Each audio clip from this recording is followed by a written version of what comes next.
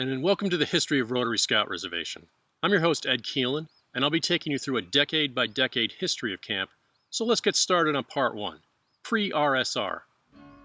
I won't be going back to the age of the dinosaurs, that would be ridiculous, so we'll begin with the end of the last ice age.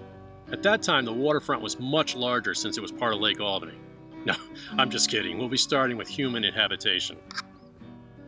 Apart from a small herd of woolly mammoth, though, the mountains of Postenkill were generally uninhabited until the 19th century.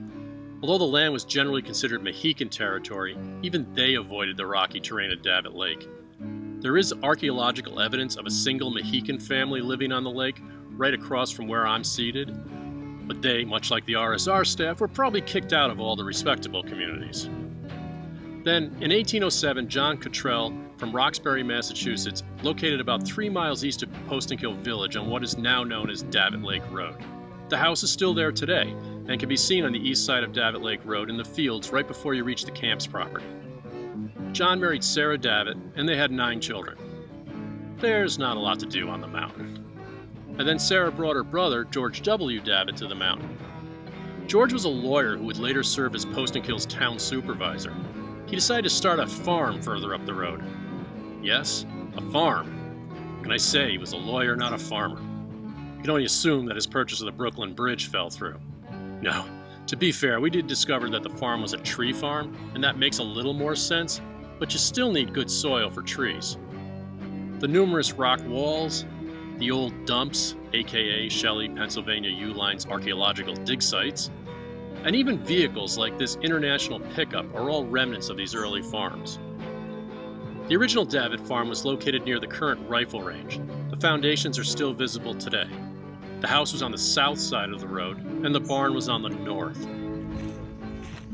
This is the approach to the Davitt farm house that's on the south side of the road. You would have noticed the rifle range in the upper right-hand corner.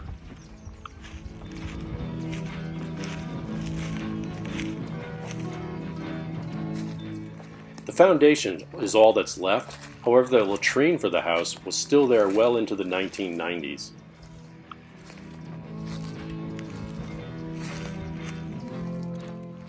The barn was on the north side of the road.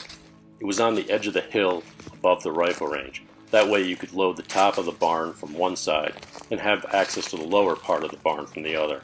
I actually used to have a tent in this area on the site of what was the chicken coop.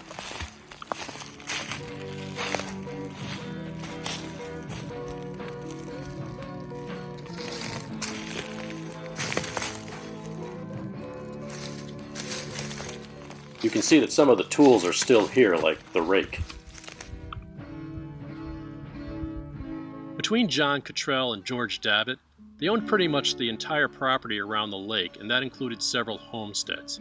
This included one near the current Mohawk campsite,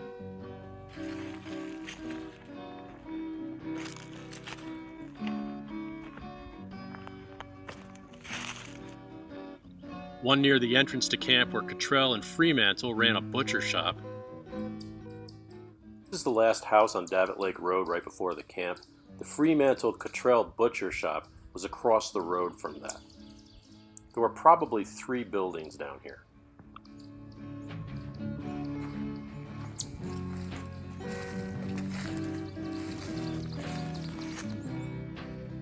And then a large house north of the radio towers.